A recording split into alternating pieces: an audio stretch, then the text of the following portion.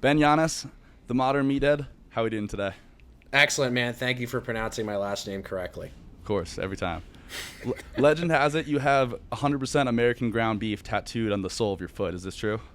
This is not actually true. It was something I was thinking about because I do often eat a pound of beef at a time, which for some sounds crazy, but for me has become a regular thing.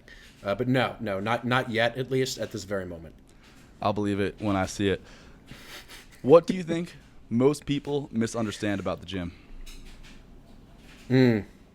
I like this question a lot. I think that most people view exercise as this like anatomy first thing. So you often see this in the way that we talk about exercise. We say things like, what is this exercise for? And what muscle group am I training? What am I targeting? How do I get big biceps? How do I grow my triceps? But what we don't really talk about is all of the necessary conditions in terms of the physical realities of an exercise to make those things happen. And so I think that the thing that most people are missing is this framework that puts all of the basic physics principles first and sort of ignores the basic physics to focus a little bit more on muscular anatomy and things that are a little bit maybe overly nuanced for the average person to really understand.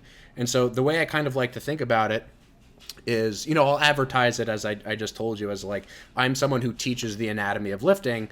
And that's the reason that I say it that way is because that's what people are always thinking. If I advertised, my products or my page as the physics of lifting, people would see the word physics and be like, ugh, like what is this, right? But although it is advertised as the anatomy of lifting, really what I teach is the physics of lifting. And so I think that the most important thing to understand about understanding exercise is that all of the things that we ideally want in terms of outcome for muscular growth, muscular strength, whatever, come from resistance, things that are external to our body, things that are outside of our body. And so the priority that has been given to anatomy is justified in many ways. It's like that's the entry point for most people. That's what most people get into the gym to do, is to improve the way that they look and the way that they feel. But the way that you do that is not actually by understanding muscle. It's about understanding how muscle actually responds to external force. And so exercise is kind of this, interaction between your anatomy and your muscles, your connective tissues, your joints, and external forces, and you can't really actually begin to understand the body without understanding properties of resistance and very, very basic physics principles that sort of underlie how we actually respond in terms of exercise, because I like to think about exercise as response rather than something that we are creating, right? Muscular contraction is this response to force. It's not something that we will our minds into doing. It's something that occurs as this sort of reaction to what we're dealing with externally, if that makes sense. Yeah. So can you paint a picture between the average gym goer that more abides to what you are saying, or versus the average modern meathead who understands a little bit of the physics and anatomy going behind it? Yeah, I'm thinking about that meme that's like, it usually compares two things. It's like average lifter versus like average modern meathead, that kind of a thing. Okay. But more from a brain perspective. Yeah, I think a good example, because a really common one in my experience is like this whole framework around mind-muscle connection. So I think the average gym bro will bias all of their training toward feeling particular sensations in muscles. So let's say like someone is struggling to grow their biceps, right? Everyone loves to talk about biceps. That person will sort of create a framework for themselves, which is based around how well do I feel my biceps? How well are my biceps contracting? How sore do they get? Do I get a pump in them? And none of that stuff is bad, but it doesn't really actually give you any degree of understanding or education about what you're doing. It's just this subjective feedback loop that you just end up in sort of infinitely. And so that's kind of the framework that I think most people are operating within.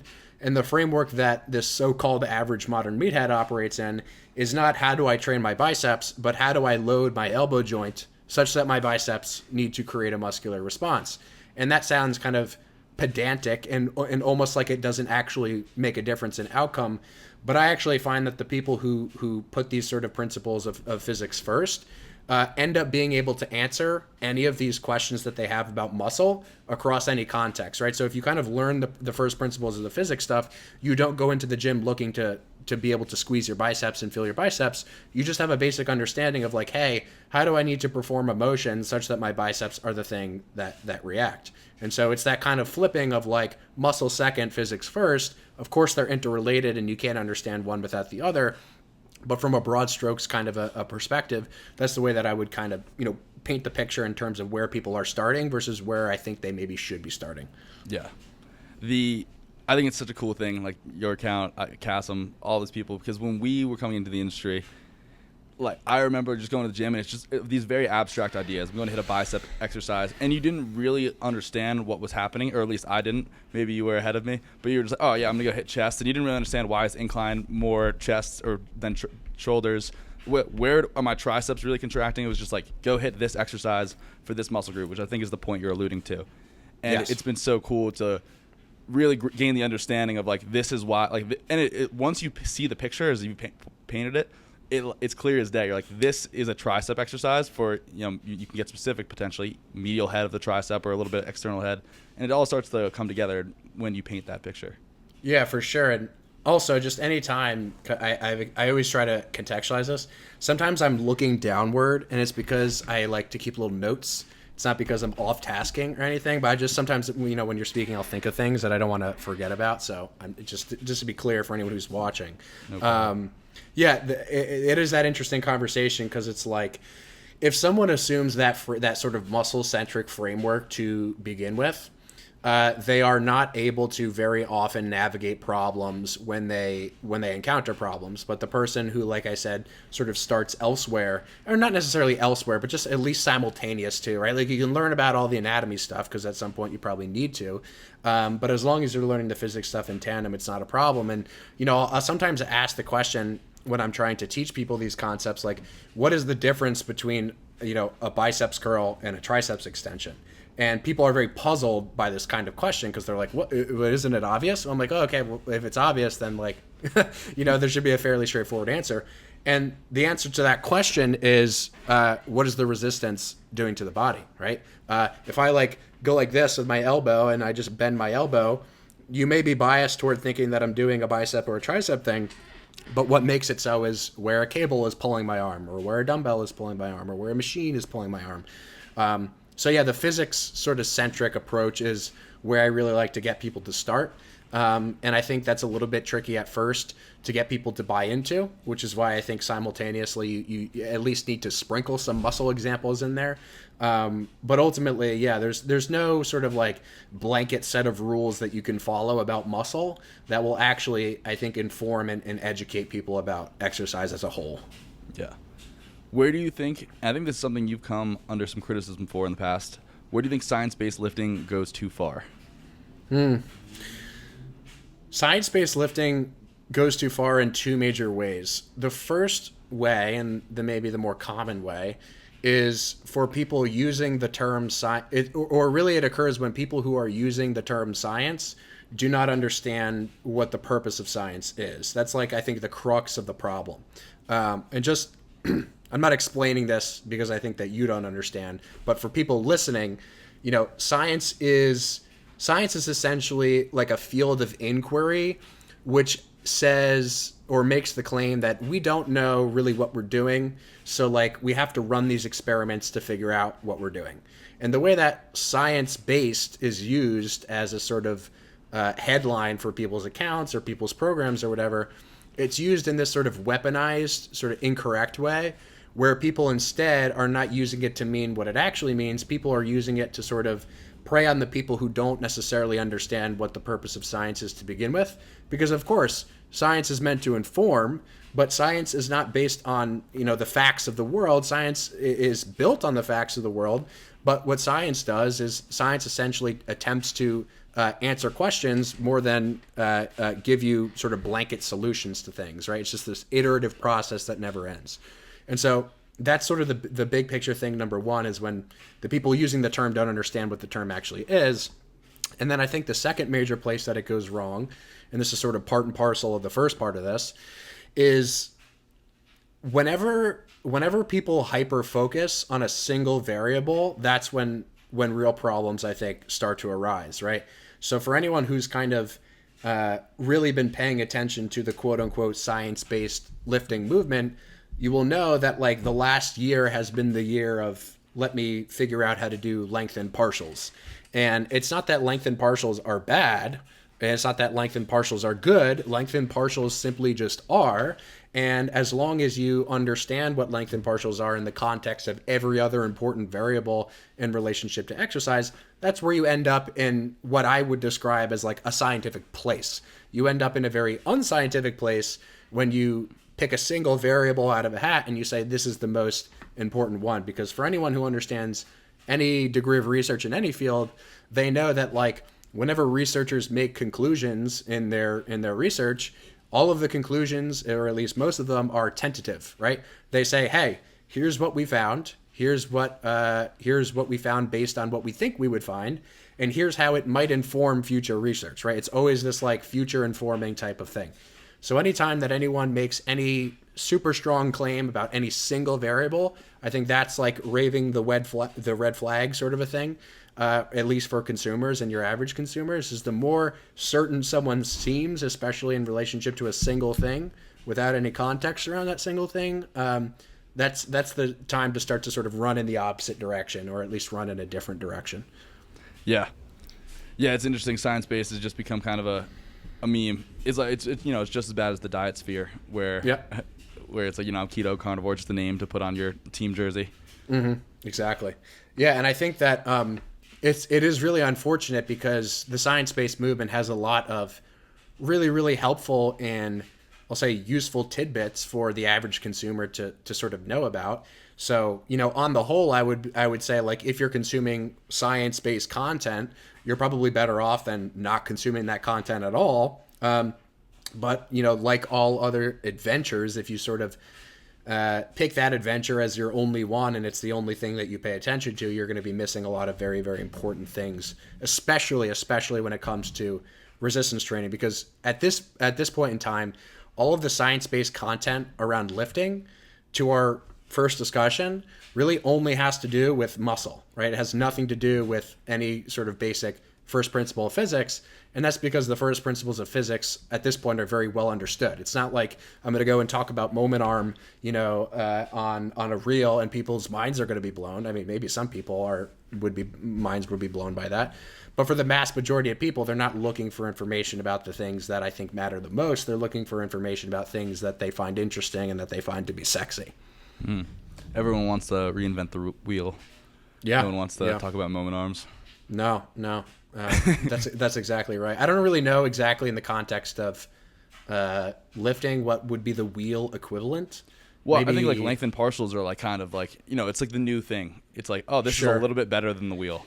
Sure. It's like if someone were to invent like a wheel today that like looked different from a wheel, but it actually wasn't functionally any different. It was just like, oh, we've been using wheels for this entire time, but this one has like this cool, looking rim on it. And so for now, I'm going to put that one on my car because it looks sexier, Yeah.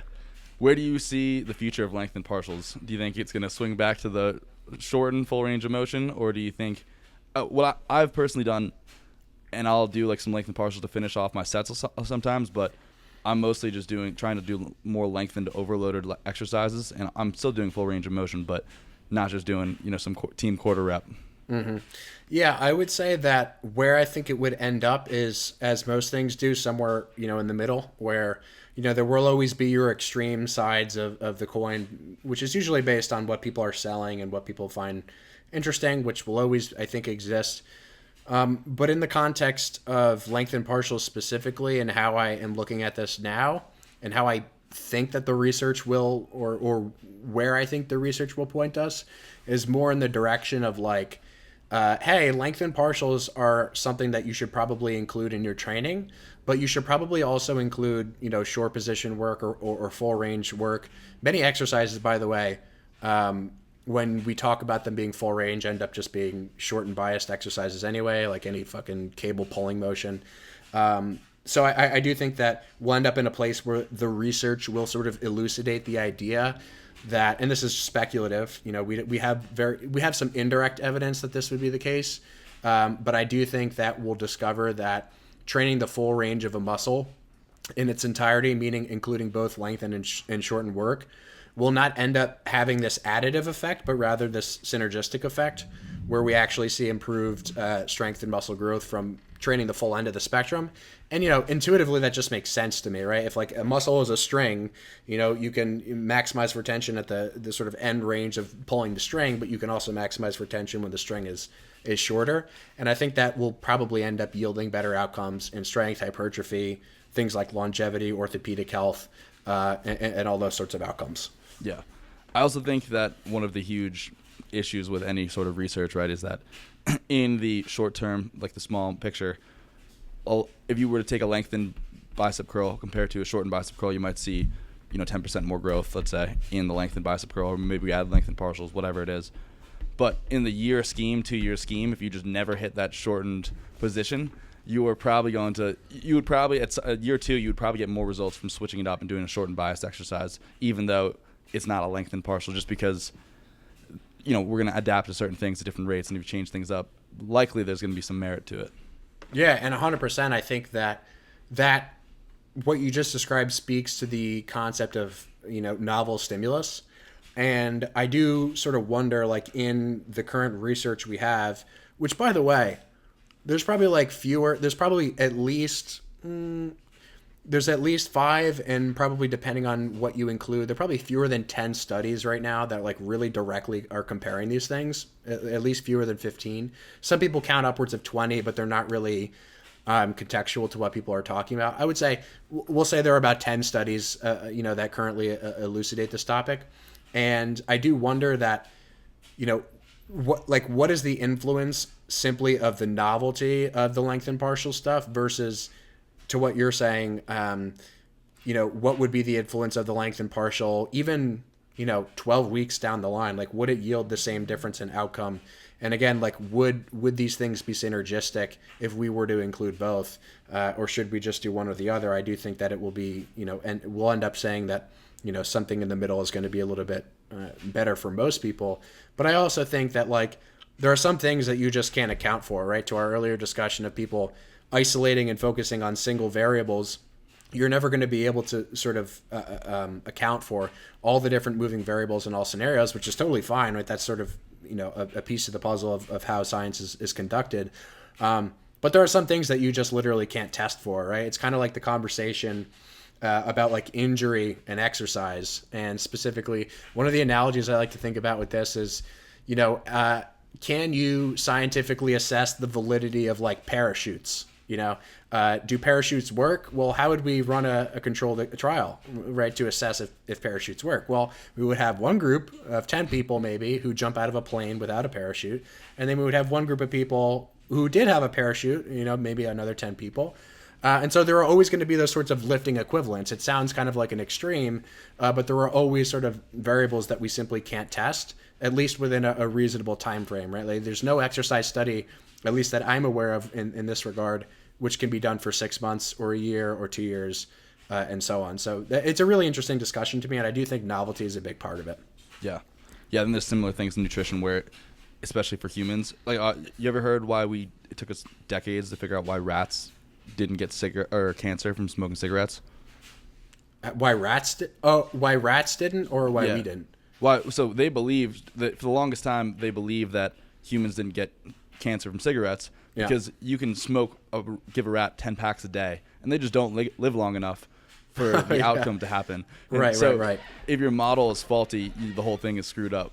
Which is you can't test. You can't do a carnivore test for 10 years because no one's has the money for that. You'd have to cost billions of dollars, and you'd have to have a bunch of weirdos sign up that were willing to be lab rats for 10 years, Yeah, I kind of feel like you would sign up to a 10-year carnivore diet. I feel like that's will never go carnivore. You enjoy ice cream too much? Because I enjoy ice cream a lot. So. Ice cream, orange juice, carbs are good, man. Steaks are sick, though. I'll give carnivores that. Yeah, I'm with you on that. That's a great comparison, though. I agree, 100% agree. So we spoke about a year ago. Wow, a year ago? Holy shit. Yeah, I may have been a little longer, honestly. but what's the biggest thing you've changed your mind on since then? It's hard to pick because there are so many things. And, people often will make the commentary, for anyone who's been following, my account for any length of time, they'll say, like, wait, didn't you say this thing, 6 months ago? And now, like, you're saying, like, what's that inconsistency about? And I just point people to the concept of, like, trying to teach people what science is about and what changing your mind is about. So the answer is a lot of things. I would say the biggest thing was what we started off with, was this sort of muscle-centric versus resistance, sort of external force-centric idea. But since we already covered that, I'll be a little bit more specific. And I'll give the example of some specifics maybe around like pec training. I think I've changed my mind a lot on pec training. And I'm not sure if this is like overly down too much of a nuanced, rabbit hole for what your audience appreciates, but I'll say it anyway, which is I used to think that the influence of the rib cage on the pecs was a lot more substantial than it is. And I used to sort of equate, from a muscle architecture standpoint, the pecs and the lats a lot.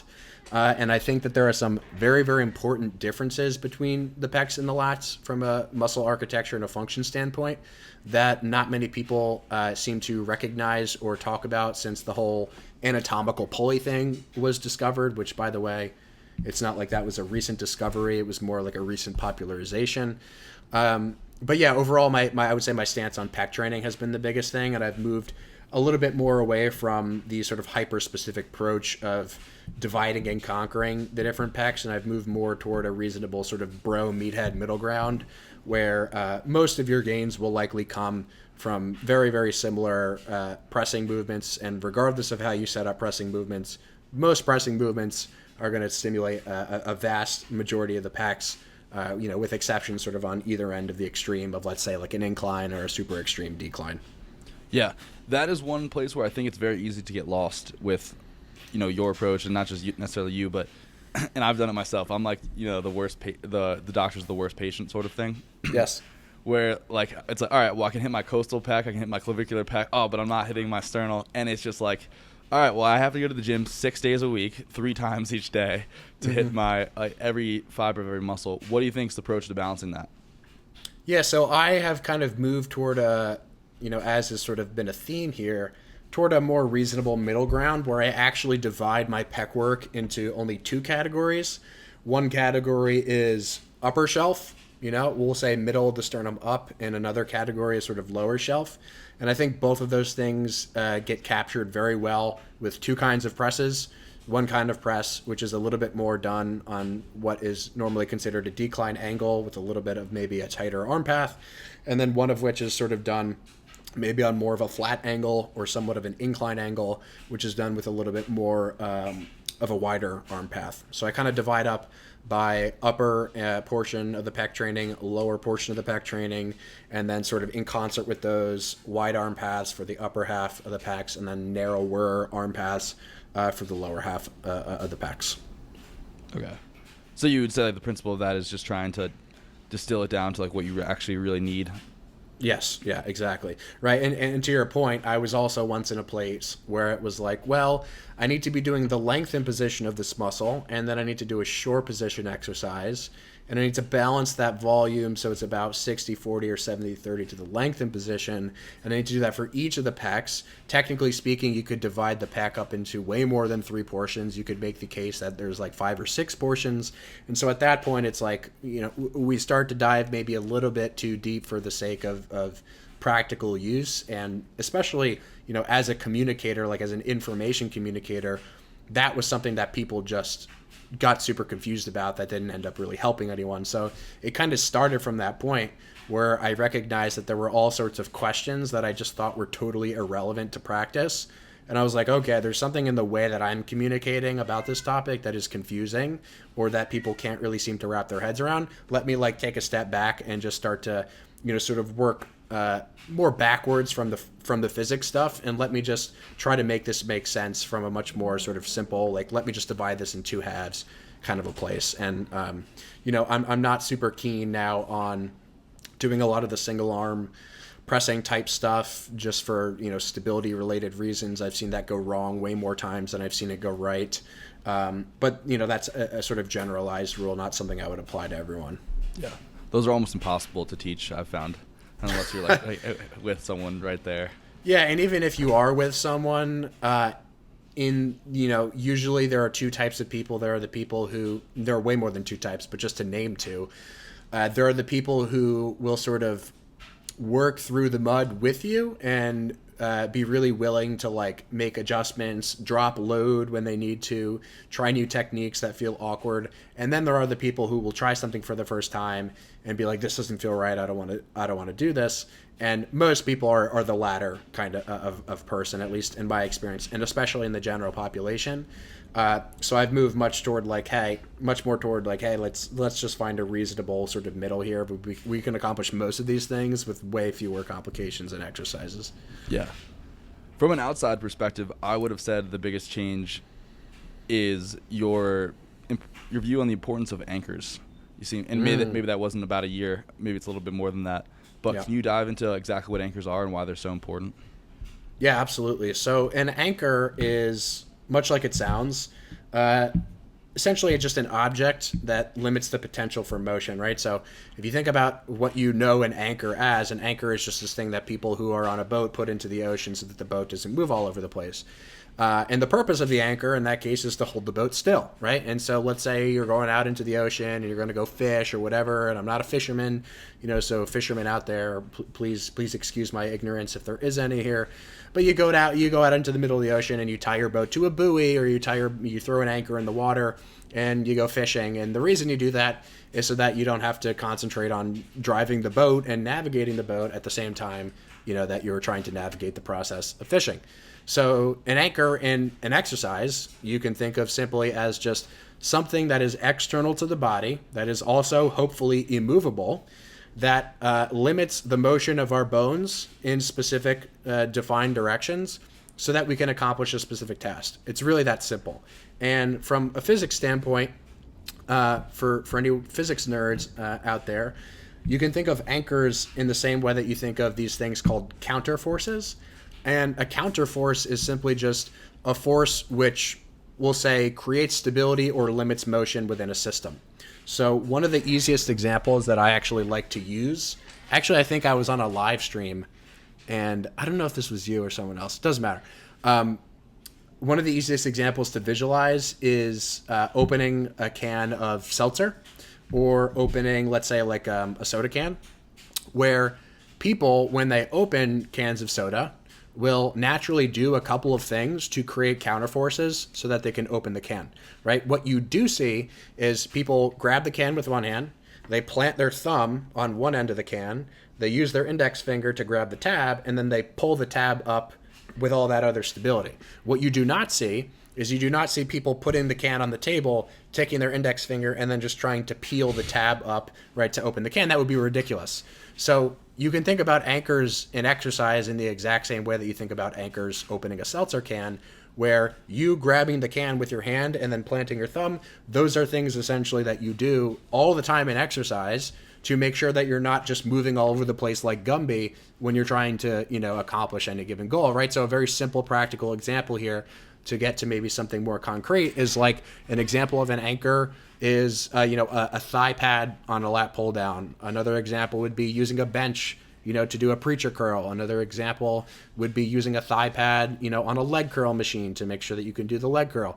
And I do think that when it comes to this discussion, it gets overly simplified because we're also privileged and used to having machines and pieces of equipment that can anchor for us that we don't even really realize what's happening as it's happening. And then when we start to get a little bit more nuanced about these things, all of a sudden people lose their minds and their heads explode. A good example would be like if I were to strap like a rope around the front of my arm, to do a triceps extension, that is all of a sudden like, an offense on the lifting gods. But for some reason, doing a preacher curl or using any machine ever is totally fine. So those are some practical examples. I don't know if you had any sort of points that you wanted to touch on there or additional questions about it, but that's kind of the overview. Yeah, I mean, it's really, in essence, something to push against, right? Like you have a bench and you're doing a dumbbell press, it's a lot easier to do a dumbbell press, than standing up where you're just trying to press the dumbbells out for a number of reasons. One, you don't have anything to push against, so you have to like lean back as you push the dumbbells forward, but also you're moving in the opposite direction of gravity. Yeah, and it's kind of like to Newton's first law, right? I think it's the third law. Every action, there's an equal and opposite reaction, right? So anytime that you push or pull in any direction, your entire body will be influenced by that push or pull. Now, the magnitude of how much your influence will change depending on what you're doing, but no one sits down, or hopefully no one sits down. That's wrong. I've seen people do this. People will sit down on a lat pull-down machine and purposefully not use the thigh pad. And you end up with this weird-looking thing where people are doing like part of a pull down and then their body's getting pulled halfway up and then they're trying to pull themselves down with their abs and their hip flexors, right? And so fundamentally, I think the principal takeaway there is anchors in exercise are these external objects that we use to target the tissue that we're trying to target. And that's really as complicated as it needs to be. Now, each specific use case and each specific exercise will be different depending on the forces of the exercise, but overall that's the sort of broad, viewpoint. Yeah. I don't know why, but for whatever reason, like I was doing the overhead tricep extension for years, and you finally made a video on the anchors for that, and that one is just like money. Like a lot of them, certain movements you need. Like if you really want to do a lengthened bicep curl, you just really can't even consider it unless you have something to anchor against, right? Mm-hmm. But having something to push against for tricep work seems to just be miraculous for my elbows. They just feel so much better, and it's weird because I don't necessarily feel the same way about almost any other exercise, but like pushing, put it in bench, using whatever, like the tie down thing that you have, all great solutions to just really milk out some triceps. Yeah, that's one of the things that like I tried to really mentally masturbate around in terms of like conceptualizing why because exactly what you just said about the triceps thing is the same thing I've heard from, at this point, probably like more than 50 people. And it's very interesting insofar as like trying to understand why that happens, because who knows? Pain is so complicated, discomfort is so complicated. But I do find that to be the overwhelmingly the overwhelmingly most popular example of people going from a motion that feels like shit to then it feeling like perfectly refined. And to your comment, I actually would think that, and you can tell me what you think about this, that I think that most of the time people are already anchoring exercises a lot more than they already know. And the ones where people observe a massive difference aren't really the ones that are necessarily special. They're just the ones that are a little bit more difficult to set up, right? Like no one is going to go into a gym and unconsciously lay down on a bench and do a triceps extension with their arm on a bench. But most people, they sit on the preacher curl machine and they just have a pad there. So I think it's less a matter of just the specific use case and rather just how accessible the different use cases are. In the case of a preacher curl, you often don't see people, just holding their arm out in front of them and doing biceps curls that way, right? You see them using benches, at least most of the time. The time. I agree with you, but I would add on to that I think your video today was a great example about racking the dumbbells into those things that just like chop off your fingers. It's like most people don't ever think about that, which is just a reality. It's not, I don't necessarily think it's a good or a bad thing, but it's just like, I saw that video, I was like, Dad, I'm an idiot. How did I not think of this years ago? But like when you have like clients and you make a small adjustment for them on the preacher curls, I really want you to like kind of use your lats here and just pull into the pads. There's zero space. And now it's a subtle difference, but it feels much better. Mm-hmm. Yeah, 100%. And I think that much to your point and what you're alluding to, the magnitude of the difference that people feel will depend on how much force there is on not involved joints, right? Like doing a dumbbell curl with your arm just at your side is not going to place a super high amount of stress on your shoulder, but trying to do a preacher curl without a preacher bench with a dumbbell, is going to be unusually taxing on the shoulder relative to the elbow. And to our earlier conversation, that's where you see a lot of these principles in terms of the length and partial stuff going wrong. Is I have a video queued up now. I don't know when it'll be out, in probably like a week or 10 days or something, where this guy, and this will be counter to my earlier point, this guy grabs a dumbbell and he's like, don't do curls with your arms at your sides. That's a waste of time. Instead, because you want load in the stretch, you should hold your arm forward in front of your body and without any pad. Like you should hold your arm forward, right, and do the curls that way because there's load in the stretch. And that's a really good example of where someone is completely ignorant of all the very important and interacting variables that go into a single exercise that are not just length of the muscle or tension in particular positions of that muscle. So, contrary to my earlier point, people do that stuff when they try to make gross extrapolations of research, and that's a really good example of where, that kind of thing can go wrong. Yeah, I like those kinds of examples because in some sense he's not wrong, right? Like that you will get more of a stretch if you put the bicep out in front of there, but he's just going about it in the completely wrong way because you need something. You can't just hold your bicep out there and expect to have the similar amount of force. You need something to push against, the anchor, as you said, the preacher bench, whatever it is. But like he's just like solely focused in on stretch-based hypertrophy or biasing the length and position. That's all he cares about, and he's completely missing the forest for the trees. Yeah, and just to clarify that too, he's what he's trying to do is, and it's kind of funny, and it speaks to I think the ignorance around it, which is he's actually stretching the muscle less, but he is putting more load on the muscle in a shorter position. So he's actually shortening the length of the muscle, putting more stress in the length and position. But by doing that, he's actually, from the perspective of the shoulder, he's actually magnifying the shoulder forces at 2 to 3 times the rate that he's magnifying the elbow forces. And this is just common sense too, right? Like people do front raises with dumbbells for training their front delts, right? They don't do front raises with dumbbells to train their biceps. So yeah, these gross extrapolations are unfortunate in some sense. But I am very fortunate given the position that I'm in because I can make an infinite amount of reaction reels, to the stupidity. Yeah, it's good for you. So what do you think, what would you like to see when you walk into the average gym, like the people doing differently, like in terms of using anchors and like, it's actually the worst for me. I actually hate all of your content because now everyone's using all the cables and I'm just like, dude, I've been on this for like 5 years. Get out of here. I'm being facetious, but what do you see in the gym? And you go to, I know you have like 18 gym memberships, but you're like, dude, this just blows my mind. Like I want to go up to you and tell you like, please don't do this, but obviously you're not doing that. I know one of them is the combination of the 2 cables into the one, which is a sin against humanity. But yeah. I've loosened up on that one just a little bit because I've harped on it so much. And usually when I harp on things, it's more to kind of like make a funny commentary about it than it is to say that this thing is like bad. But then people start to assume that I hate it or that it's terrible. Excuse me. But what are some other good ones? So one of them I'll say is personal trainer specific, actually. And one of them is just like your normal gym bro on your own. So I'll give 2 examples. The one that bothers me the most in the context of personal trainers, because even if you're not at a private training gym, which I am most of the time, people in, we'll say like commercial gyms, like an Equinox or like a Crunch, there's still a lot of personal trainers walking around like coaching people. And my biggest pet peeve is just the over explanation of things. And that probably pisses me off because I used to do it, but I'll often hear people like personal trainers who are learning a lot of information. What they'll do is they'll try to teach their clients the information that they themselves are learning, to the detriment of the client's performance and their ability to learn an exercise, right? So if you're teaching someone a biceps curl, the first thing I'm going to do is I'm going to grab the dumbbell and be like, hey, you see this thing that I'm doing here? Just try to do that thing, okay? That's the extent of my instruction initially, right?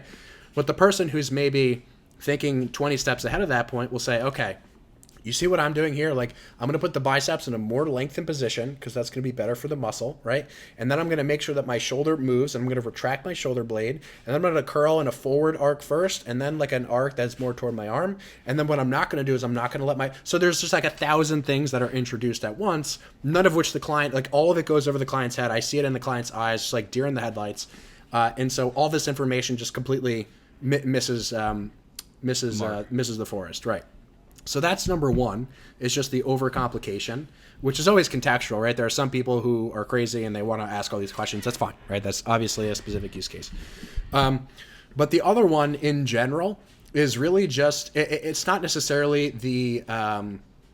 it's not really, I see it manifest in people exercising commonly, but it's more so this sort of ideology which says that like using external objects to exercise is like evil.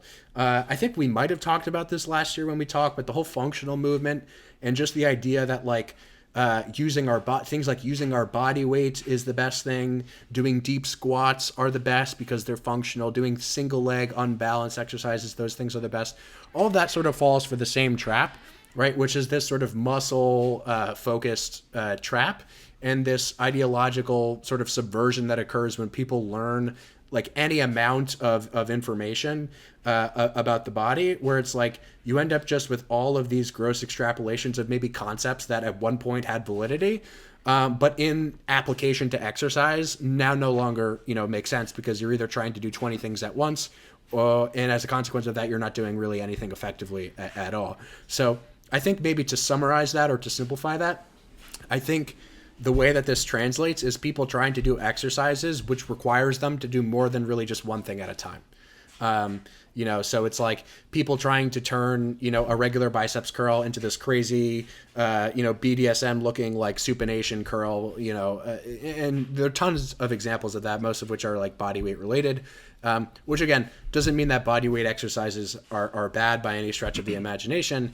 But if you have ever trained any beginner client in your life, you'll know that, people are awful at managing their own body weight. And for anyone that is untrained, especially, people are not prepared to handle their own body weight in a majority of instances. So those are the kind of two main things that I would say, but they both are sort of similar, right? In that there's this like there's just too much going on, right? Just whittle it down, simplify it, like swallow your ego, and try not to become this like educator or teacher until it's actually necessary.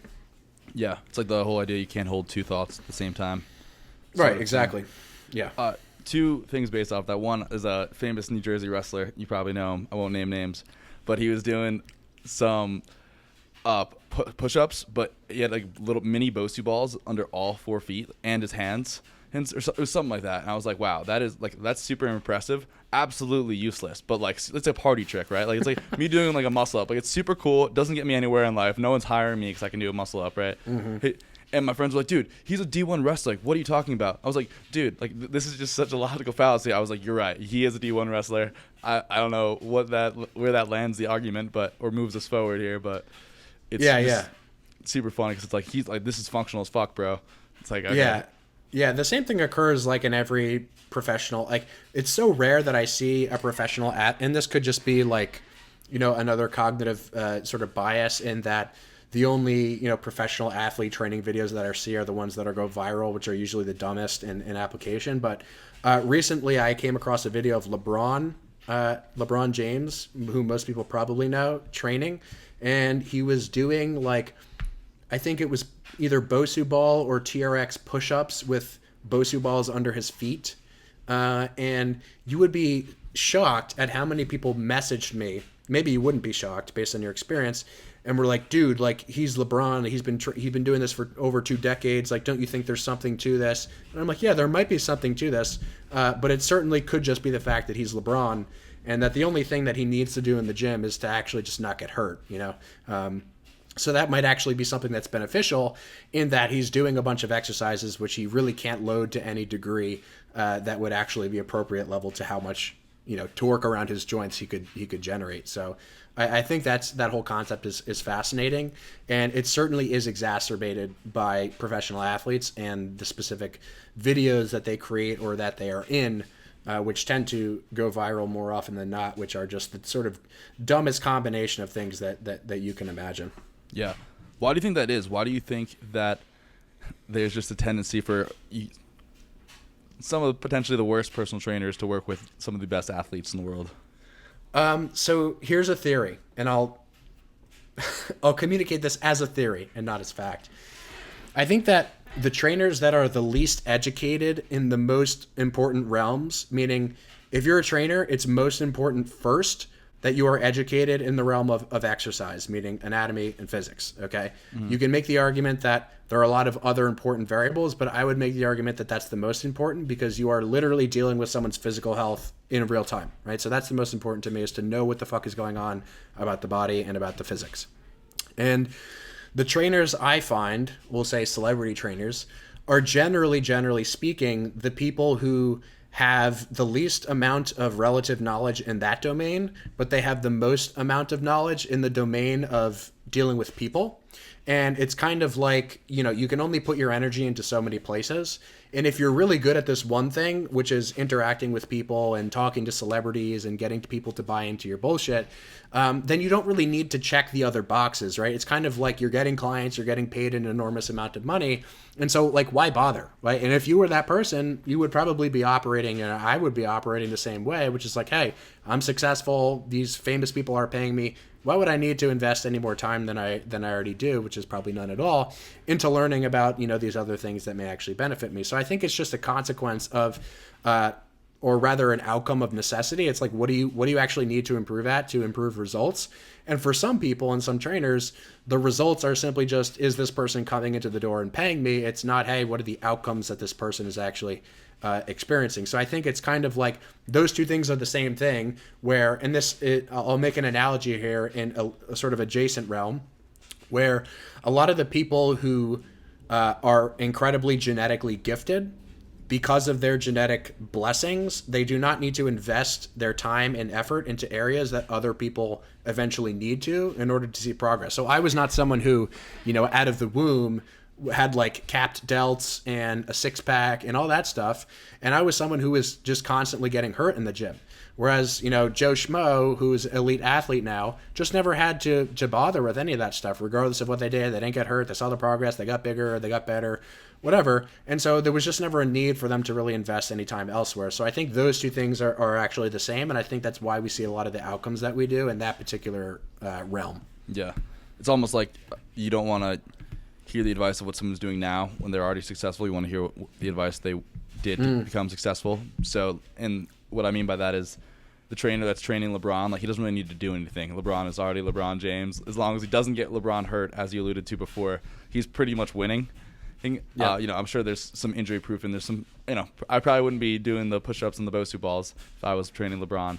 But yeah, maybe just, and who, like, in that case, I'm like, come on, just do like, what's wrong with a normal push-up? I mean, please, just do the normal, and that connects to the overcomplication thing, right? Is like, people view the greater the complexity as like the better the outcome, when I think in terms of exercise, it's almost always the exact opposite of that.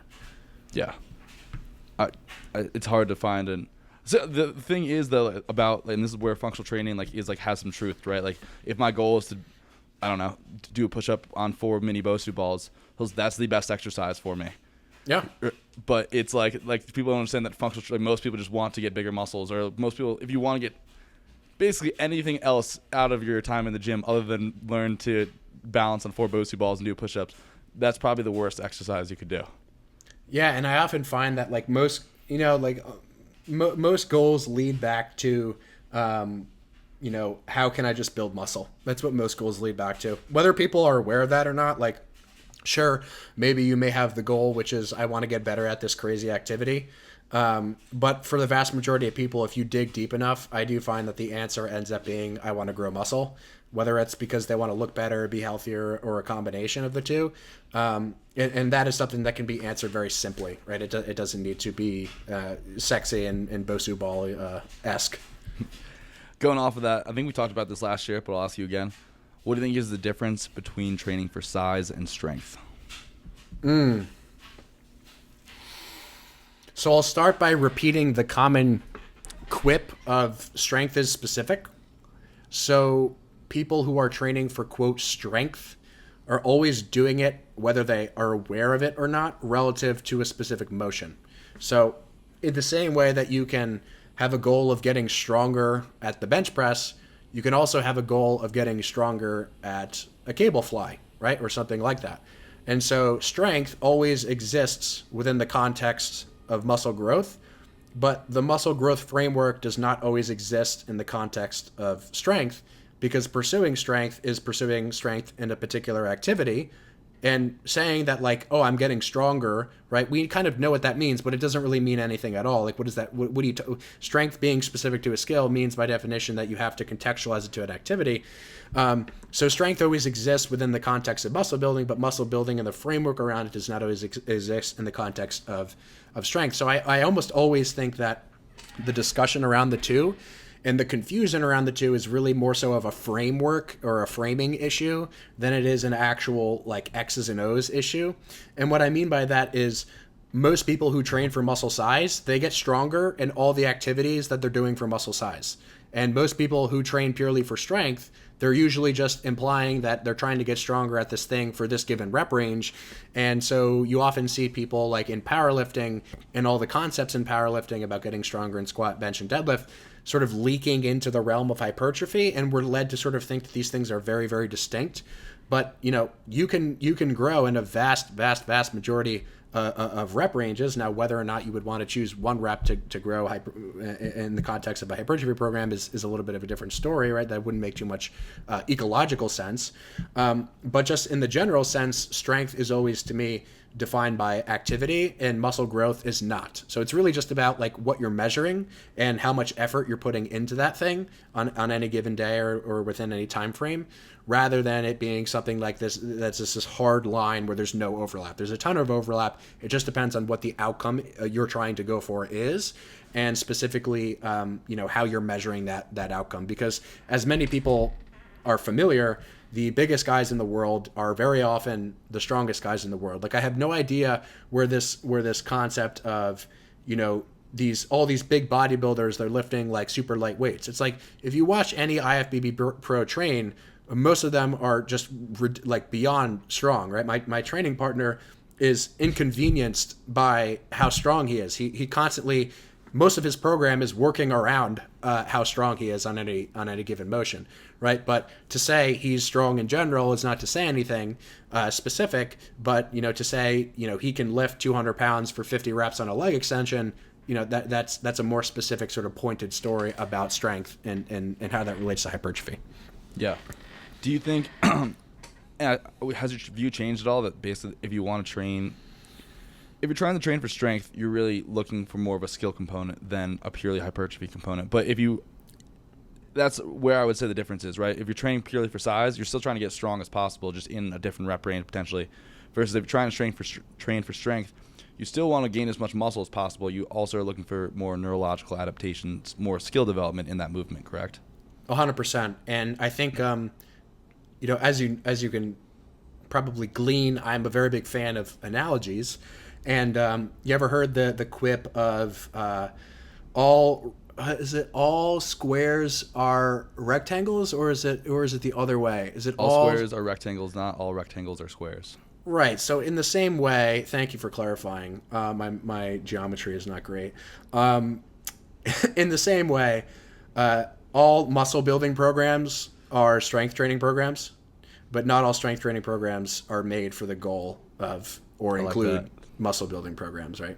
Yeah, I like that. That's a really good way to put it. Yeah. So what do you think in the fitness industry right now? And I would be curious, where do you see your target audience? Because to me, you're kind of like this is probably a big compliment, I hope, kind of like an Alex Hormozy.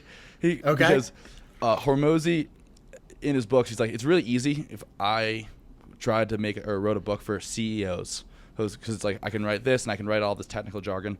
It's really hard for me to make the same book for the CEO and the person that's just bought their first LLC. And that's kind of where I think you are, because I've been doing this for 10 years. I still get a lot out of your content. And I think someone walking into the gym for the first time can equally get as much out of your content. So where is your target audience, and how do you see what your message fitting into the world? What's the message you want to put on a billboard somewhere? Yeah, so I really appreciate the comparison. I'll absolutely take that. And I would say it's very similar in just the exercise realm. So, you know, I used to try to be much more specific about who I was talking to. You know, at first I was talking to the person who was kind of like the intermediary representation of like someone who's in rehab and someone who's training. So kind of the people who were hurt crowd. And then I sort of moved on to more generalized hypertrophy crowd. Like, hey, if you want to grow muscle, this is for you. And then I moved on to, hey, if you're a personal trainer, I can teach you how to, you know, train your clients with more effectiveness. But now I've come around to just a little bit more of a generalized approach, where rather than trying to make my messaging super specific, I'm just going to talk about the topics that I like to talk about and that I feel comfortable talking about. And if any one of those categories of people comes to me, then that's like the best case scenario, right? Because I'm just optimizing for what I like to do and what I like to talk about and what I feel good about talking about. So, as I mentioned to you before, I'm just talking to the person who's interested in understanding exercise mechanics. That would be the sort of umbrella viewpoint that I have. And sort of on maybe a secondary level, like anyone who's really interested in learning about anatomy, but ultimately learning about anatomy for the end goal of better understanding exercise. So the overall thing is like, I want to talk to people who want to understand exercise and get better at exercising.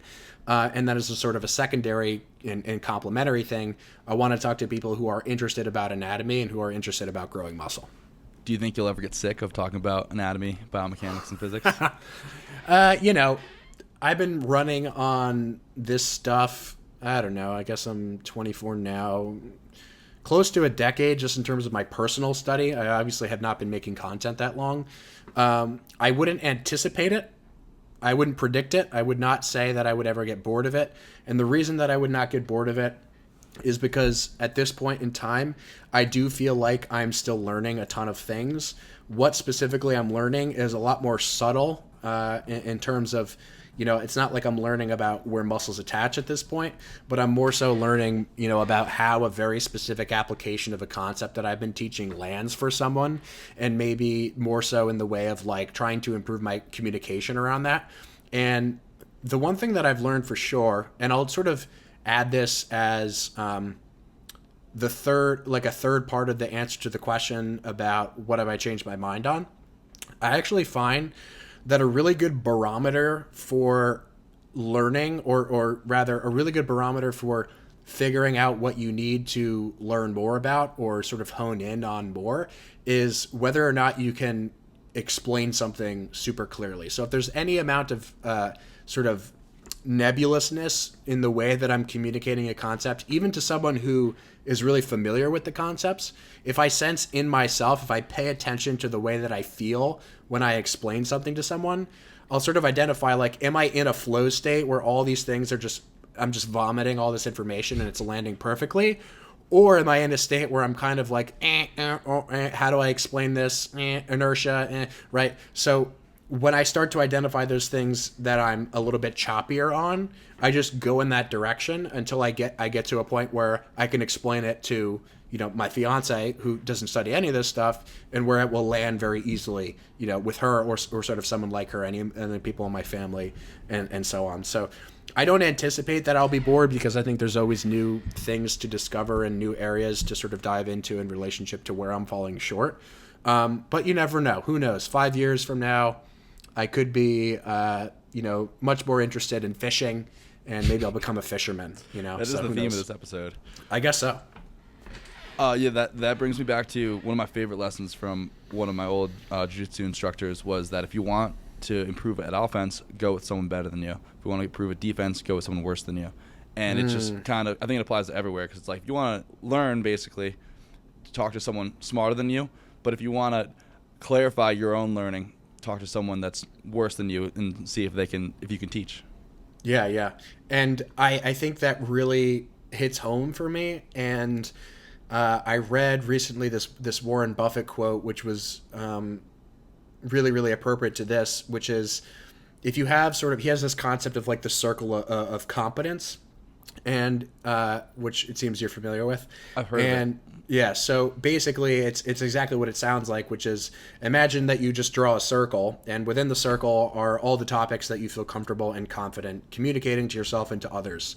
And sort of that's like your circle of competence. That's what that's what you can explain well. And then outside of that is sort of like the sphere of incompetence, right? And the goal should be to first identify what is in the circle and sort of stick to what's in the circle, because just by focusing what is within the circle, you actually end up expanding the circle anyhow, which is kind of counterintuitive.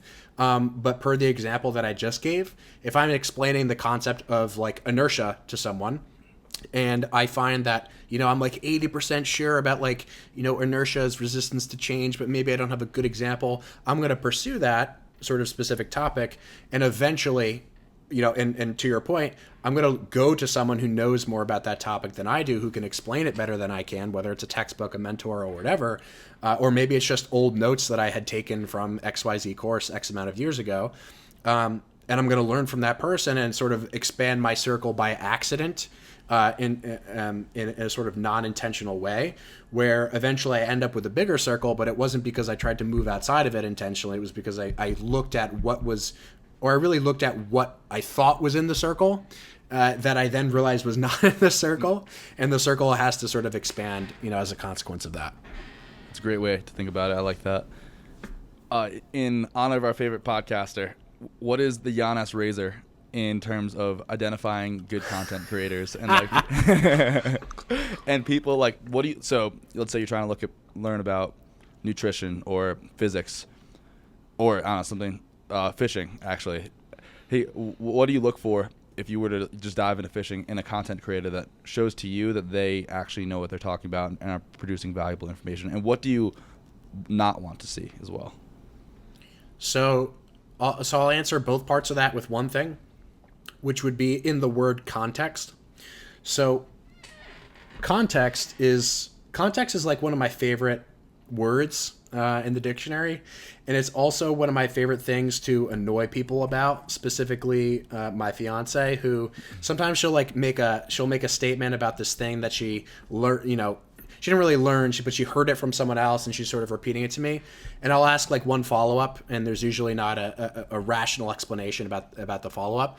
And so the inability to provide more context around a claim, whether you're asked a question or whether you're responding to a comment or whatever, the inability to provide context is a clear sign that you are stepping outside the domain of your sort of competence circle.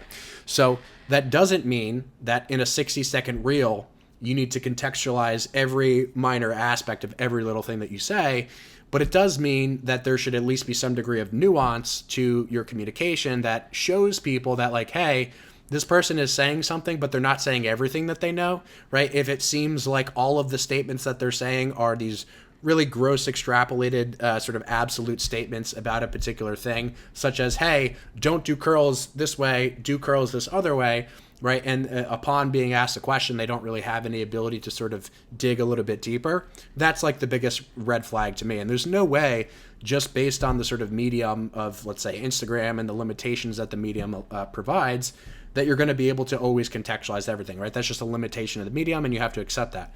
But what you can do, and I'm sure you specifically have noticed this about me over the years, which is I used to be much more comfortable with making sort of certain strong statements. And now I really just stick to what are the objective qualities of things, and how do those objective qualities relate to what people describe as their end goal. So I try to make all of my content really about the information. And to be honest, I think that's a very simple and effective way to go about it, because you're not making absolute claims. You're not saying this is always this way. You're not saying that this will be right for everyone, but you're just describing an objective reality. You're just describing the facts of a particular scenario, and you're saying, hey, in this particular context, these are the facts, and you can do with it whatever you want. The second that people start to tell other people for certain what they should do, right, to the point about context, that's when things, I think, go downhill for me.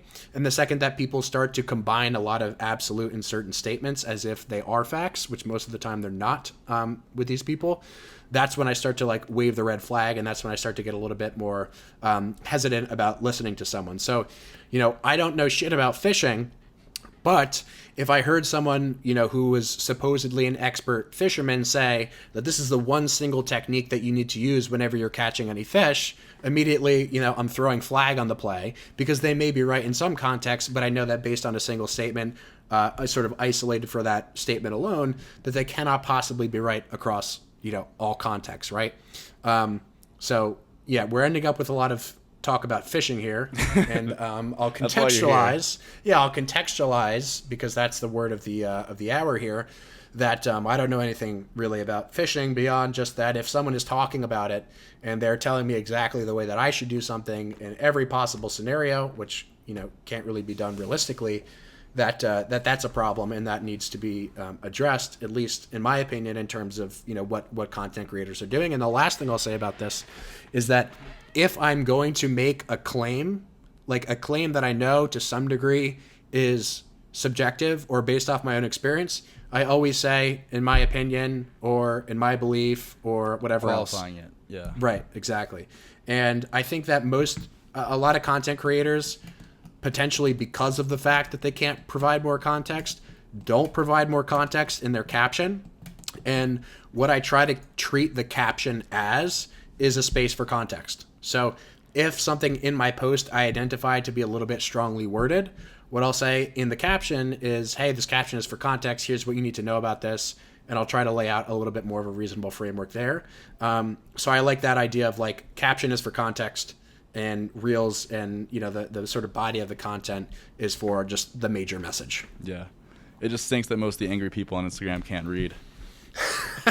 Or they either can't read or they don't quote unquote have the time to read. So nah, I'm just joking. But I have a super funny story about that. I was at a bar and somehow I was talking to the bartender about how it just happens, I guess. Bad idea. It's super funny. I never like dive into it, but he was just like, oh, you know that if you keep yourself alkaline, like you'll never get cancer because all cancer cells are acidic.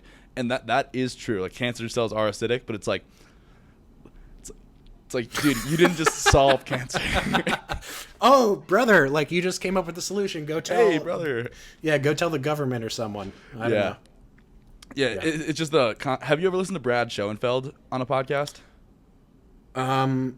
I have definitely listened to Brad. I have not listened to him recently, but I'm assuming that he, based on the way that I see him navigate social media, like he does a really good job from what I've seen. When people make very strongly worded posts, specifically citing research that he's done, he's like, bro, like I'm the researcher. And this is here's the context for this. He's super refreshing. I listened to him with Eugene Teo, who's also a great guy to listen to, but super refreshing to hear his perspective because everything is like you would hear someone literally take a study and be like, the length and partials are the shit. And he's just like, yeah, so it looks like for the hamstrings that length and partials may slightly increase muscle growth. And you're like, wow, that guy is thorough, Yeah, and it really says something, by the way, because this will happen a lot when I'm doing Instagram lives, is people will ask a question like, what's the best triceps exercise?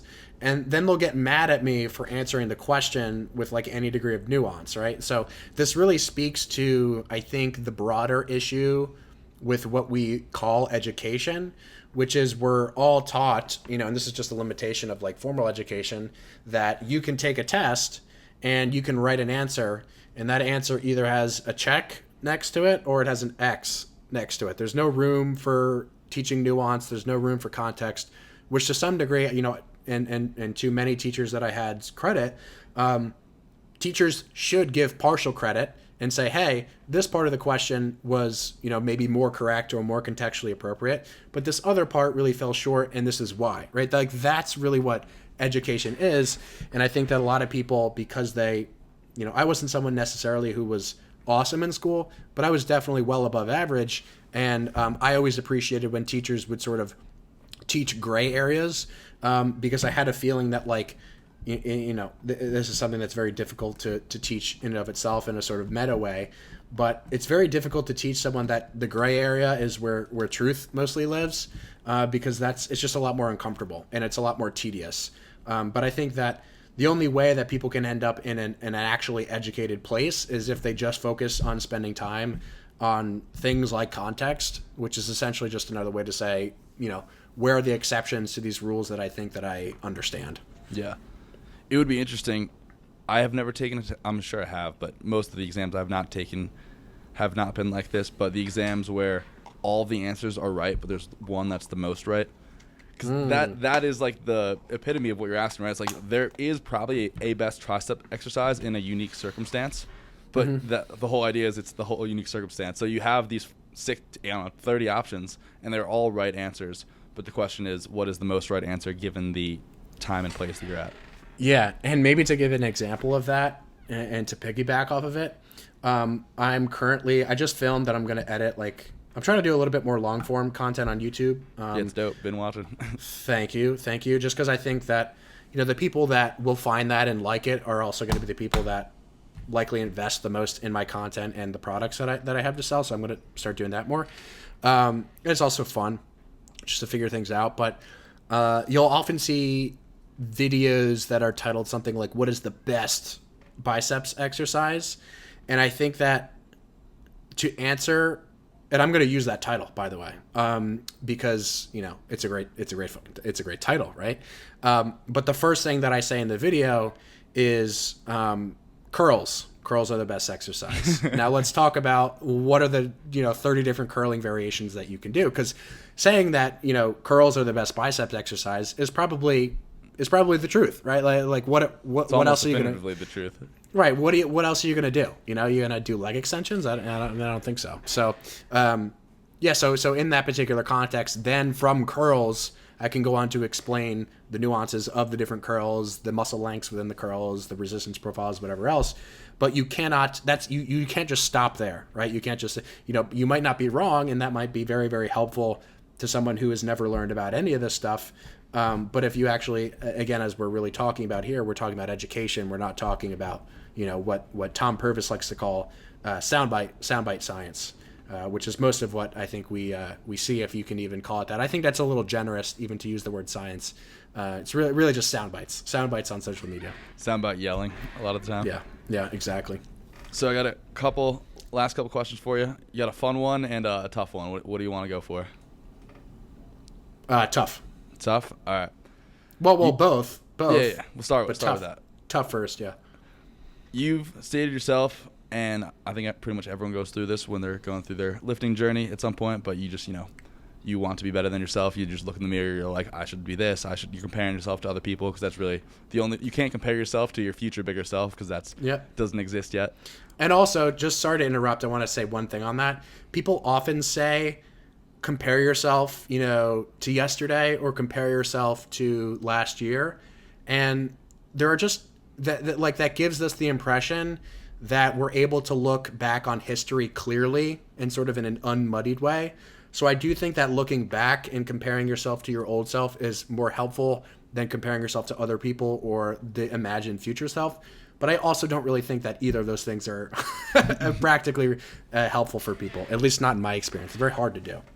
Yeah, I think that's one of the benefits of taking pictures, though, I would say. So you have same place, same time. It's like, all right, I look back, and usually this is the whole idea. The question is like dealing with body dysmorphia, and I don't necessarily think we have clinical body dysmorphia, but I think everyone has some degree of it. But it's like I don't know, I could take a picture of you from last year and right now, and I'm gonna be like, oh, dude, Ben, your fucking lats are popping, your biceps look great, and you'd be like, dude, I look like dog shit. There we go. Flex for that's going to be the thumbnail right there. Yeah, great. So what is your advice? How do you handle the discomfort of dissatisfaction with yourself? And it can get you across from just, outside of muscles in the gym too. Mm-hmm. Yeah, really good question. This is something I've thought a lot about but have never really spoken about, so that is a tough question, and I'll try to do my best. I think that dissatisfaction with the self is both a feature of being a person and also a bug. It's a feature in that it is the thing that drives you forward, and it is a bug when that motivating driver turns into something in excess volume. So I think that it's really not about trying. It's not to me, because I think the typical direction that this goes is like, you need to find a way to be satisfied with yourself. And I don't really think that lands for most people. I think that's very difficult to understand intuitively, and it's very difficult to practically apply. Like, okay, so if I'm good with myself, I'll just chill here, I'll just do my breathing exercises, and I'll just be in the moment, right? No, that doesn't really land for most people. So for me, it's not about trying to become satisfied with myself. It's about managing the balance between the satisfaction and the dissatisfaction. And I've noticed in myself that there are certain days, that there are certain weeks, certain months, certain time periods where I feel very satisfied with myself, where I still have that same motivation that I've always had. It's not like the motivation and the discipline, or whatever you want to call it, whatever buzzword you want to use. It's not like that goes away. But it does tend to, I think, be disrupted in cases where that satisfaction either moves into like this hyperinflated direction where people become narcissistic. And I think it also becomes disrupted when people are too dissatisfied and they're too discouraged, right? So it's not really about satisfaction or dissatisfaction. It's how much are these things weighed against one another, and are either one of these things sort of at their extremes? Because I think the extremes in either direction are where people get into trouble. It's not sort of in the natural ebb and flow somewhere in the middle. And so I think that, to be honest, that realization was just realizing that and being aware of that was the biggest thing for me, which is there are going to be certain times where I feel good about myself, and there are going to be other times where I feel like shit about myself. And neither one of those things I have to take as reality. I can more just try to take a step back and look at both of them as both features and bugs of the system. And as long as those two things don't start to sort of move toward either end of the extreme, I think that I'm in a good place, regardless of whether I'm dissatisfied or whether I'm satisfied, if that kind of makes sense. Yeah, I think so. Peterson talks about something similar a lot, where and this is a really interesting parallel that you made between if you are too satisfied, you become narcissistic. And in that light, like you don't have any reason to step outside the circle. You don't have any reason to learn more, to your Warren Buffett analogy. Whereas if you are too dissatisfied, you end up at the same place, right? Because you also don't have any reason to move forward, because you're basically narcissistically lost, right? Everything's pointless. I'm never going to grow any muscle. I'm fucked, for lack of a better word. Mm-hmm. And it's interesting how you're saying, like, you have to understand that they're both a bug and a feature. You have to land in the middle, where you understand that there is a better outcome potentially tomorrow, and you should be moving forward from there, even though you might not be satisfied where you are today. Does that make sense? Exactly. Yeah. Spot on. And I think that goes for any emotion that you feel. So, if you wake up like this morning, take this morning, for example. This morning I woke up, just wasn't really feeling it. Wasn't really feeling good about myself. Wasn't particularly energized or motivated. And I think a previous version of me would have started to panic about my life circumstance. Am I doing what I should be doing? Should I be doing more? Am I doing too much? Blah, blah, blah. And I just, instead of trying to make a judgment about that, I just kind of sat with it. And by noon, it went away. And after my lift, or during my lift, which was at noon, then I felt happier. I felt more energized. I felt really good about myself. And so if you take either one of those scenarios as this is the way that things are, then you start to move into panic mode in both cases, or overexcitement in the case of like feeling happy, where you start to imagine that like, oh, this is now my new reality where I'm happy and excited and nothing can interrupt that. And so just simply being aware, it sounds kind of woo-woo, right? But simply being aware of both instances and not making any strong judgments about either instance in the positive or the negative direction, I think is what allows that forward motion. Because ultimately the forward motion is really, I think, where the icing on the cake is, right? Or where the goal actually is the outcome that you should be quote unquote measuring is the direction that you're moving in, not necessarily any individual point along the spectrum of that direction. You mentioned off camera before that you've kind of pulled back a little bit on lifting. You're no longer hitting the 6-7 days a week. Oh, listen, man, I'm still fucking, look at this tan line. Oh, we know, baby. We know. We can tell. Don't worry. That, it's not your whole life anymore, at least. And I think I'm going to get into the same point, but what led you to that realization that you were like, all right, I don't need to live for the gym anymore. I can kind of do things outside the gym and strategize and prioritize other things, because for whatever reason, maybe you don't care about building muscle, or maybe you're starting to get to the point where you're satisfied with your physique. So a couple things. The first that I'll start with is the last that you mentioned, which is a lot of people have the conceptualization that there's this sort of never-ending body dysmorphic thing that occurs when you're lifting. And for me, the last year or so, I have landed in a place where I'm genuinely like happy for the first time with the way that I look. And over the last year, I have not felt the desire to get bigger, get more lean. I'm always, of course, conscious of the way that I look because I care about it, and I think that's fine. But I've just no longer put as much weight on it because I'm like, this is something that I'm fairly happy with. Of course, it could always improve, whatever, but it's not something that drives me.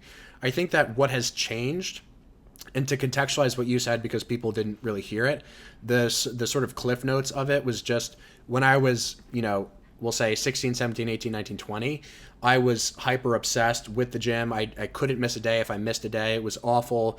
I needed it for emotional regulation. And then over the last couple of years, that has sort of changed. And the reason that it changed is not because I had some, profound realization. It was actually just because my priorities shifted as a consequence of all the other things that were happening in my life. So, for example, during that sort of transition phase from middle toward end of college toward after college, I really started to prioritize my learning a lot more, to just a large degree, where the learning would actually take priority over the gym. So if I only had 3 hours and I was like, okay, I want to spend time learning this thing and I want to spend time lifting, a previous version of me would have spent 2 hours lifting and 1 hour reading, whereas now I spend 2 hours reading and 1 hour lifting. And that's a trade-off that for me is worth it because I've clearly identified that priority. So for me, it's really a matter, or it has been a matter of what is the priority. And insofar as, my gym experience now exists, I use the gym much more as an avenue for fun than I used to, where I'm constantly exploring, walking into the gym. I almost am hoping that the piece of equipment that I was going to use is taken, or someone is using it for too long of a period of time, because that means I have to figure something else out. Even if no one's in the gym on that day, right, or very few people, I'm always looking to sort of find ways to learn something new, experiment, investigate with something new. And I think to the point that I was talking about earlier, just about expanding that circle of competence, I think that's how you do that. You do that just by means of finding what is fun for you and what you're curious about. And what I've been curious about in recent years just so happens to have been more the educational side of things than just getting bigger and bigger and bigger to no end. And maybe just one piece of practical advice that I can give to people who are sort of in this body dysmorphic tilting phase is the simplest and most effective solution for me has been to drastically limit social media, because 99.9% of the shitty feelings that you have about your physique are because you're constantly looking at other people who have been training for 2 decades and taking drugs for a decade, which is clearly not a rational comparison to anyone that takes a second to think about it, right? But to you and to your sort of self-involved person, it's something that is like the point of comparison that you need to get to. So a very practical recommendation that I have for people, something that's concrete, is whatever amount of times that you click a social media icon on your phone is during a day, just on the first week, just cut it in half, right? And then just like see what happens to your brain. It's like, sometimes it's embarrassing to admit, but the amount of benefit that I have received from limiting how many times I press that button, nowadays I limit pressing Instagram to between 2 and 4 times a day now, maybe wow. 2 and 5. And that has drastically reduced over time, and it's drastically improved. And I think it's a big part of what has contributed to me not feeling like shit about my body. That's awesome. Do you, and I would add on to that, just half joking, but don't go to a pro bodybuilder gym where everyone is on steroids and been lifting for 2 decades. That's it's just Instagram and a gym. Yeah. Do you use any apps or anything to prevent you from clicking the button, or you just hard-nosed it? There we go. Yep. I got a quote for you I think you'll really like, or did you want to say something? Well, I just wanted to say that, I realize that that may not be easy for everyone. And it wasn't necessarily easy for me, but I've always had a very, I'll say, pathological ability to do things cold turkey. For whatever reason, just even since I was little, it was like, in high school, I'll give one example where pretty much every night of football season, I would end my day with like a bowl of ice cream, because my dad told me that I needed to not lose weight. So I was like, oh, my dad knows best. I'm going to eat a bowl of ice cream. But I was overweight. I was 200 pounds, at pretty much the same height that I am now. And I did not, in terms of my athletic ability and how I could perform, it didn't seem to impact anything too much. But looking back, I was definitely overweight. And so one day I was basically just I'm going into college. I want to lose 20 or 30 pounds. I just stopped eating ice cream for 6 months. I stopped eating nachos. I stopped eating all junk food. I basically ate, grilled chicken and rice, and that was not a problem for me. So I don't know why that is. I can't explain it. I'm not going to attribute it to any skill that I built, right? It was just something that was innate. So if you're one of those people, then you can probably do the cold turkey, Instagram thing. But if you're not, like, you should definitely recommend some tools for people that, like, auto regulate time on those apps if you know of any. Yeah, there are some good ones. I have never used one, but I think I'm more of a cold turkey kind of person. So if I know that I'm winning, like by not pressing the button, I have that frame set shift, which Yeah. you've kind of just provided to me. I think I'll do better off. Real quick, I know we're past our time. Do you have a hard cutoff? I got nothing the rest of the day. Okay, I'm gonna keep you all day. You shouldn't have said Sure. that. I think you'll like this quote. You ever heard of Josh Waitkins? Yes, The Art of Learning. You read it? Yeah, 100%. Phenomenal book. It is rarely a mysterious technique that drives us to the top, but rather a profound mastery of what may well be a basic skill set. In the end, mastery involves discovering the most resonant information and integrating it so deeply and fully it disappears and allows us to fly. Oh, God. Give me chills. I won't say that I'm aroused, but I'm about as close to it as one can get. Yeah, that book was awesome, and I didn't expect it at all to be what it was about. I would highly recommend it for anyone who has the time. And I think that quote can be applied practically. In other words, like, how do you get to that point? I think that you get to that point by just following what you're curious about. It sounds kind of trite and cliche, but anything that you're deeply interested about, you will just be. It's kind of like when people ask me the common question of where should I get started, learning all this anatomy stuff. And that's a similar question that I had when I was first starting out. And so usually I would give very specific answers. I would say, hey, practically speaking, here's a great resource, blah, blah, blah. But now I just ask a question instead, and I say, well, what part of the body are you curious about? Because 9 out of 10 times, if someone is actually curious, then they will be able to seek the path themselves. And that is a path that it has no end, right, to what we've been sort of describing, where, in this particular case, if you're interested in the biceps, which most people are, just Google biceps. What can you learn about the biceps? And ultimately, you'll discover that the biceps cross, 3 joints, the forearm, the elbow, and the shoulder. And you can pick any one of those joints. And then if you pick any one of those joints, all of a sudden you have 20 other muscles that surround those other joints and 20 muscles that surround the connecting joints, and so on and so on and so on.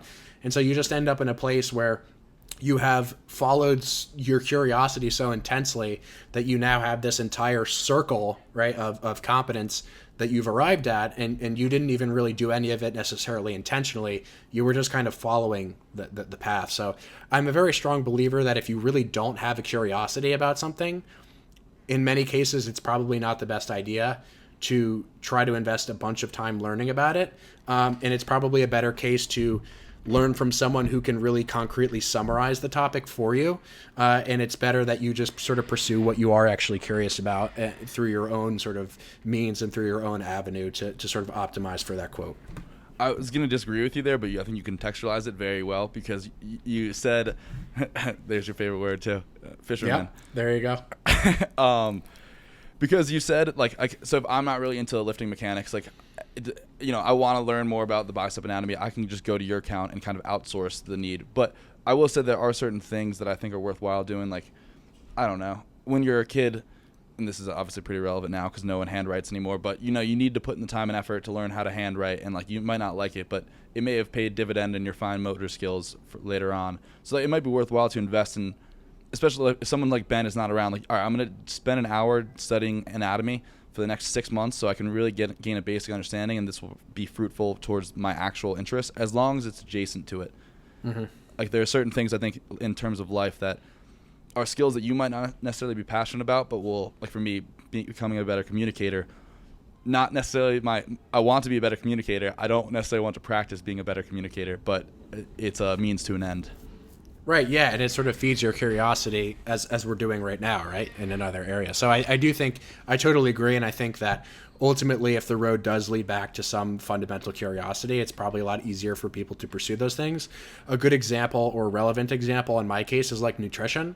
I could give 2 shits about nutrition, but I have learned from people enough to kind of know the very, very basics of like, hey, if I want to lose weight, here's what I do. If I want to gain weight, here's what I do. Here's generally the things that I probably should be eating. Here's the things that I maybe should stay away from.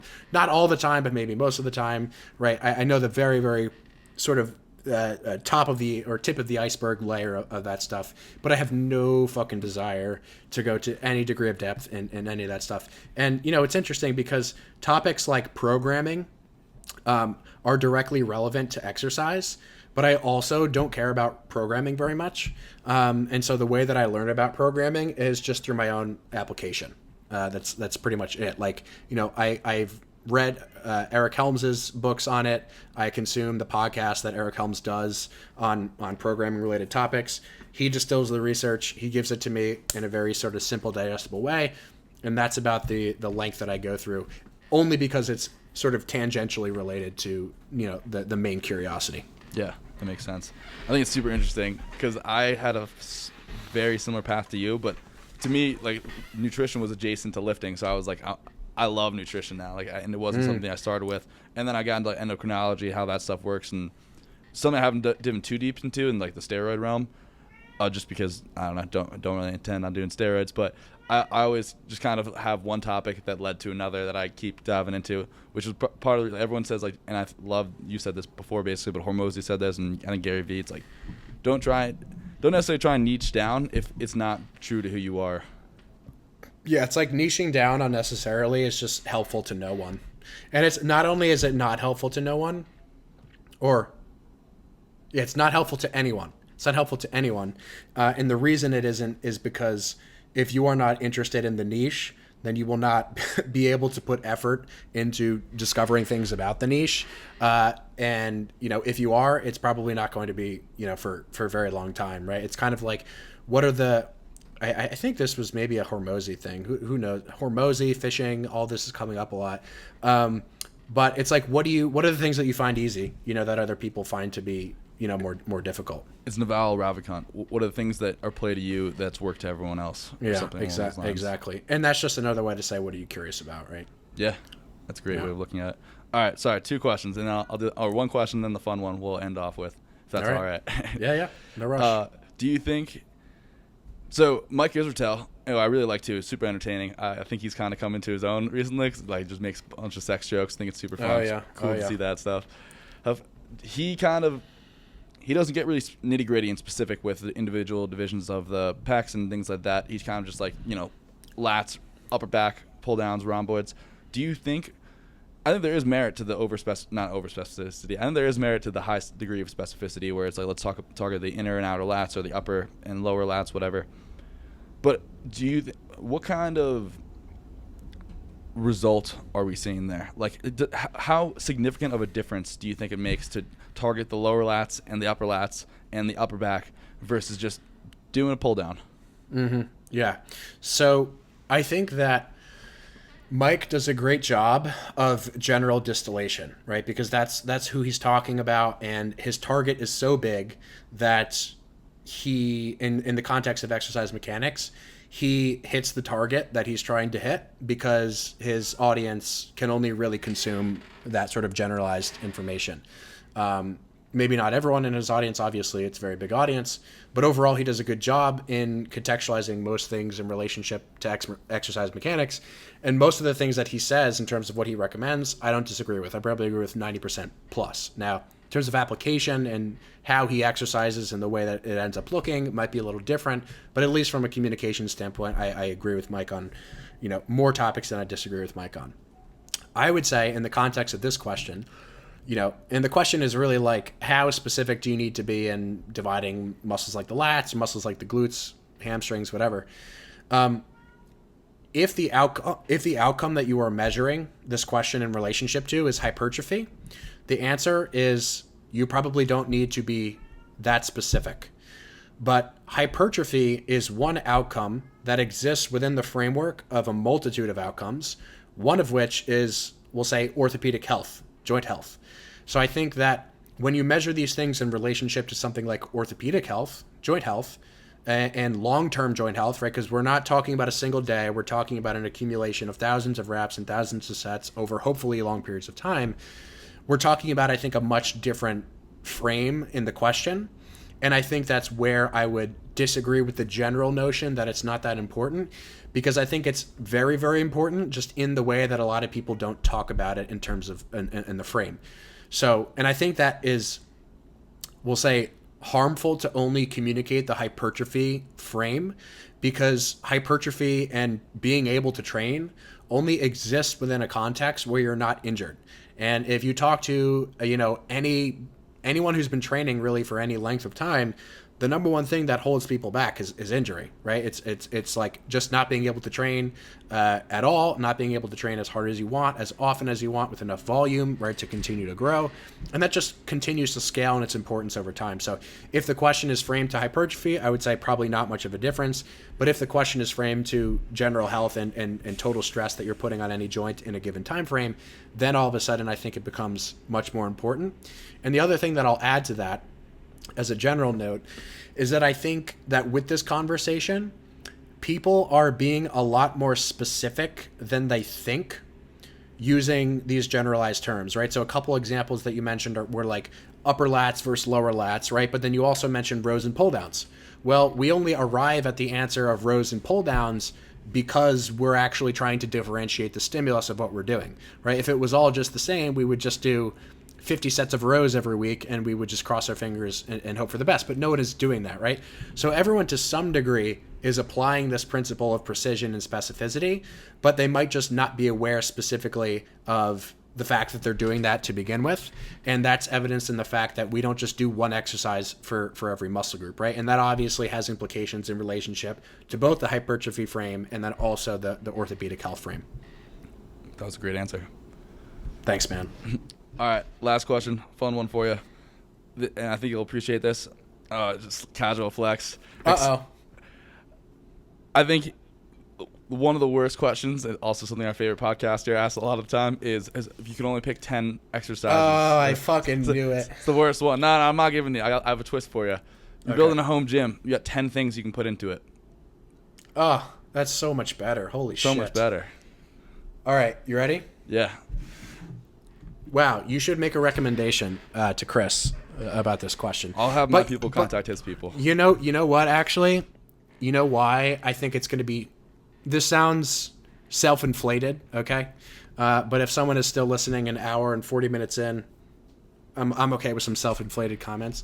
I think that if Chris were to ask this question to his guests, I don't think that his guests would necessarily have the tools to navigate this question like logically, right? Because anyone can just say, I've done these exercises and here's what I look like. But to start to talk about like machines and implements, you actually have to sort of be working backward in a little bit of a logical sequence. So that's why I'm giving you a compliment about the reframe of that question. Appreciate it. Okay. So I'm just going to jot this down so I make sure I'm not missing any big things. So the first one would be a prime functional trainer. Okay. The second one would be a Cybex leg extension.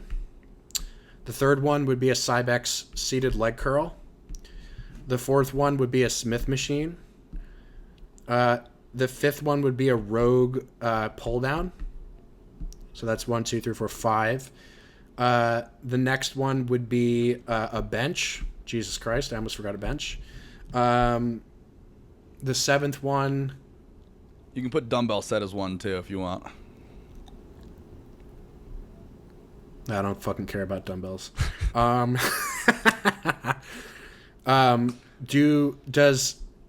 I need to...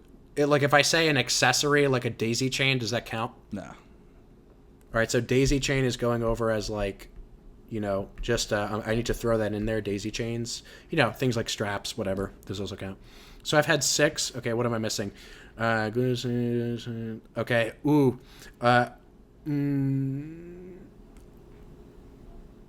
I would say the Nautilus pull down as my 7th. 1, 2, 3, 4, 5, 6, 7. And I'm assuming also that we don't need to include attachments, right? Like ropes and whatever. Okay, cool. So 1, 2, 3, 4, 5, 6, 7. See, this is why this is good, is because I'm starting to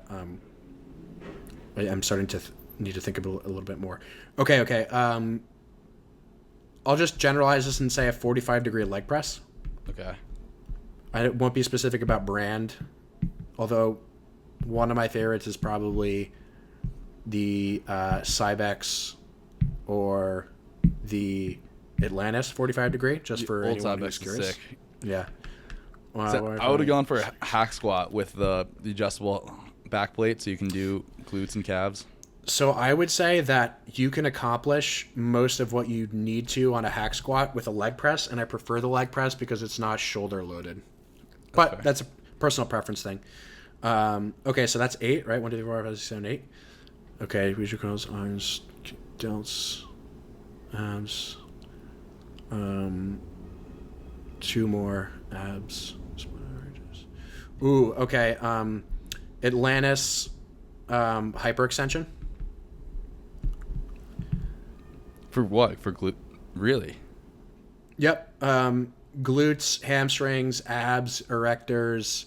You could do curls on there. You could do triceps extensions on there as an anchor. Like so I'm listing so many of these things as like what are the alternative uses. So like a Smith machine, you could train your entire body, on a fucking Smith machine.